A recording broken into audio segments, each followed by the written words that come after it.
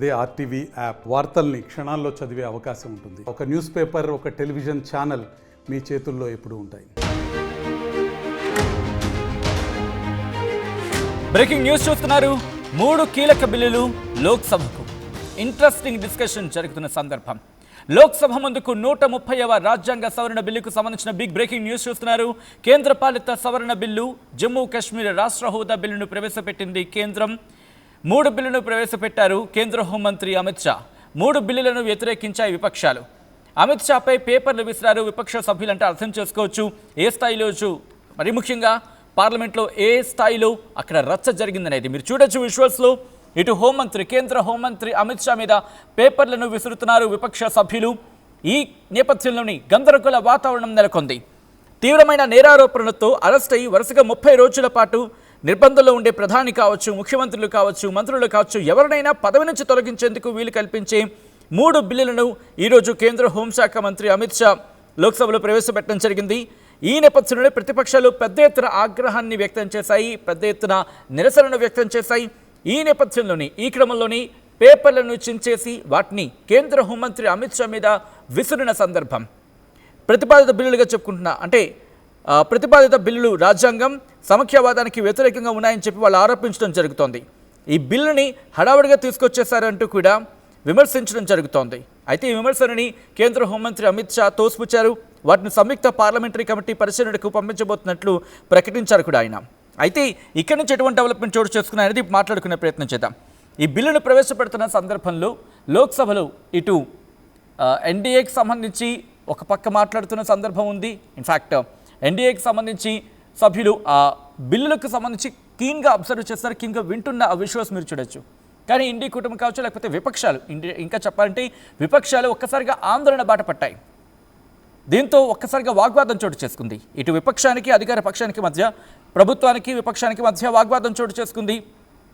So ఈ క్రమంలో కొంతమంది ప్రతిపక్ష ఎంపీలు బిల్లులకు సంబంధించిన ఆ ప్రతులు ఉంటాయి కదా, వాటిని పట్టుకొచ్చి చించేసి వాటిని ప్రభుత్వం మీద బిల్లు ప్రవేశపెడుతున్న సందర్భంలో కేంద్ర హోంమంత్రి అమిత్ షా మీద విసిరేశారు వాటిని.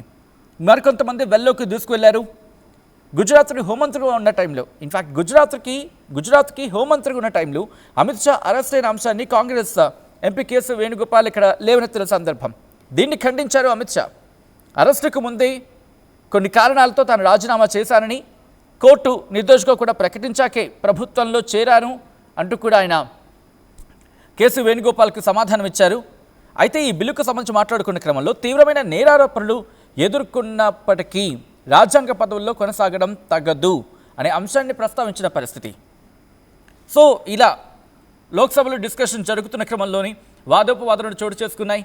ఇటు ప్రభుత్వం వాటి క్లారిటీ ఇచ్చే ప్రయత్నం చేస్తుంటే విపక్షం దాని మీద తీవ్రమైన నిరసన వ్యక్తం చేస్తుంది, తమ గళాన్ని వినిపించే ప్రయత్నం చేస్తుంది. విజువల్స్ మీరు చూస్తున్నట్టుగా కొంతమంది ప్రభుత్వం మీదకి, మరి ముఖ్యంగా కేంద్ర హోంమంత్రి అమిత్ షా మీద ఆ బిల్లుకు సంబంధించిన ప్రతులను చించేసి వాటిని ఆయన మీదకు విసిరేస్తున్న సందర్భం, మరికొంతమంది స్పీకర్ వెల్లోకి దూసుకునే సందర్భం.